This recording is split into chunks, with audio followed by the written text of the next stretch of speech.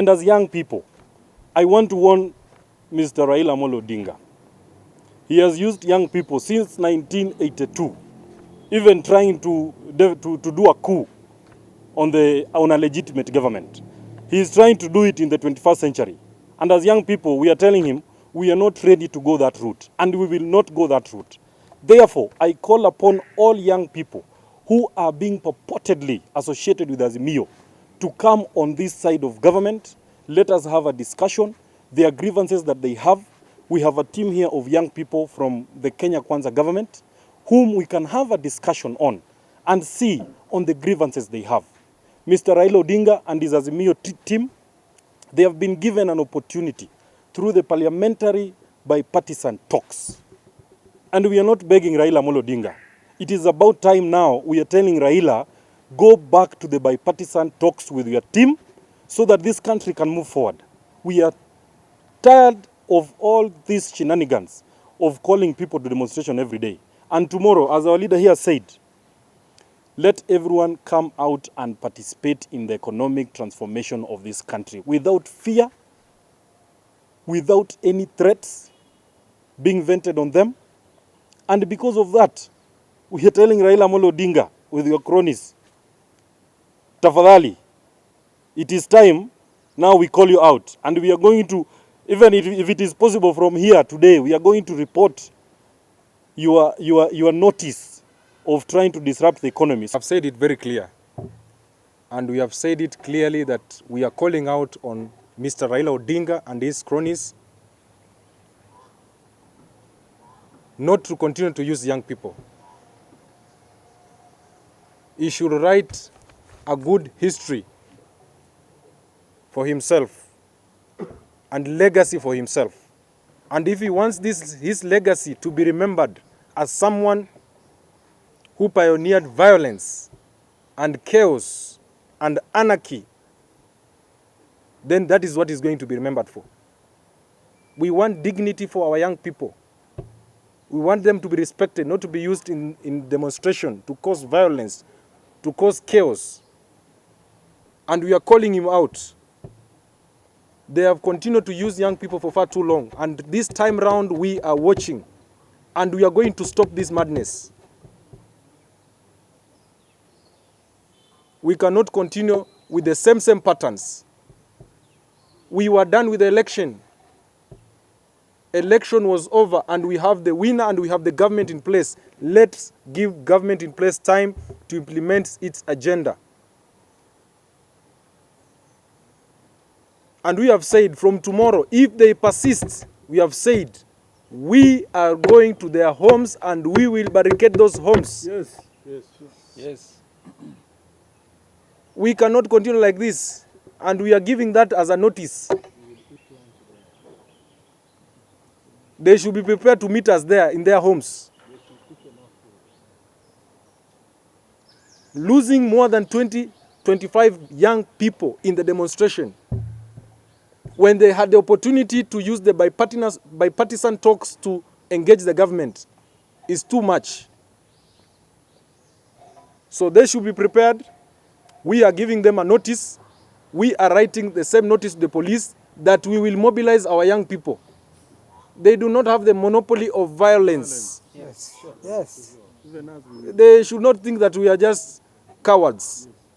We are quiet because we are all giving the government time to implement its agenda.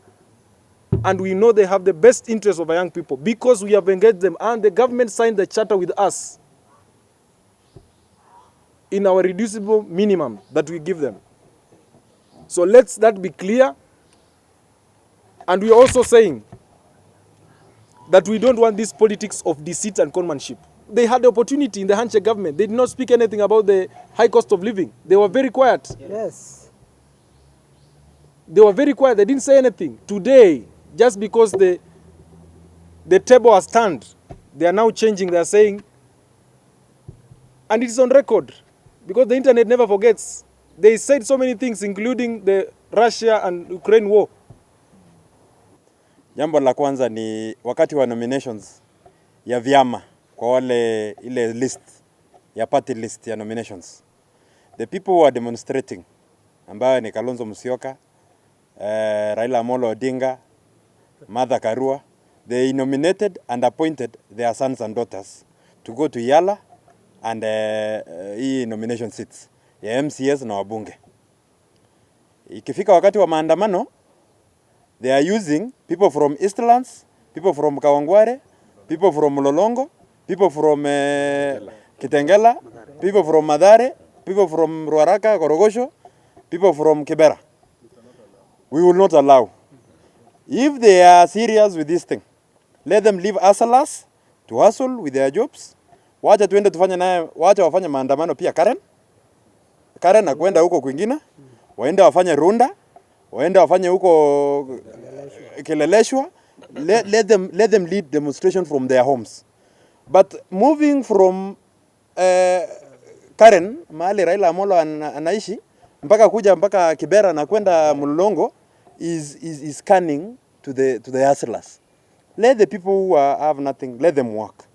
What is the substitute program for the Kenyans that you have make their life miserable to attend to their daily work? We are calling upon the former President of the Republic of Kenya, His Excellency Uhuru Kenyatta, and his preferred presidential candidate in the last general election, the Azimio leader, Raila Amolo Odinga, to put their brakes. These are national leaders. You can't come into Kenya's national arena and think like a local leader and settling scores here and there, political scores. Kenyans are at the mercy of its leadership today. We had our colleagues to talk about the bipartisan. Some of us still believe that the Azimio leader is looking for half government, the so-called Nusumkati in the history of Kenya. Because if it is about the laws, there was the bipartisan talk that was initiated in Parliament. They walked away. There will be a constitutional crisis when those constitutional offices like IBC is not constituted because of the dramas from the other side. We call upon Kenya and its leadership to be one. We cannot have one leader and then we cannot have another Kenya. We have one Kenya and one leader. So the political space is for selling agendas. The President had invited him to have a bipartisan talks or discussion because Parliament is where policies are made. All these things that they are discussing are policy issues. Let them go back to Parliament and discuss these issues. There is no need for Kenyans to come out and fight. This country belongs to all of us. And we are even wondering as young people, Raila has Ruto's number. Ruto is the elected president. Why can't he call him and through his phone number so that they can discuss as leaders? Why involve the people of Kenya? We also want to warn politicians who are waging wars and causing tensions in this country. The government has a plan that we have agreed as a country that is going to take us to where we are. We are aware that the cost of living is very high. We are aware that young people are unemployed. But the government has a plan for all of us, both nationally and internationally, to create jobs for young people. And we accept, we wait. This is a sustainable solution that will help all Kenyans. The fact that Ruto took a route not to subsidize consumption and subsidize production, we are yet to see the fruits of that idea. We are yet to see the fruits of employment creation. So what we are saying is that we are not interested, and we are asking young people not to come out. It is about your life, it's about your family. This country, we need to develop. These people will leave us, and we are the leaders of tomorrow and today. So it is important that if Raila is a Democrat, if indeed is a person who feels that this country is in his heart, let him call off the protest for tomorrow. Because this protest is not formalized, the police officers are not informed, and what we hear on the ground, people are even planning a lot of things. So let us not participate as young people in this process. That is what we can say for now. Thank you. I'll invite On the basis of what the Constitution says. We have been hearing the members of the Azimio Brigade talking about Article 47 or 37 of the Constitution, which says that everyone has a right to protest and form an assembly.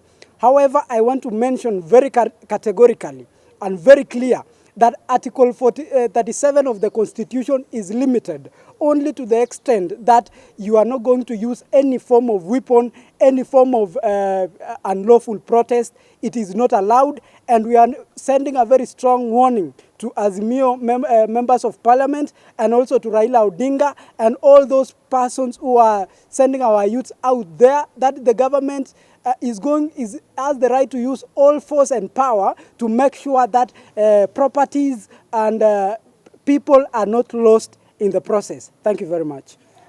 thank you.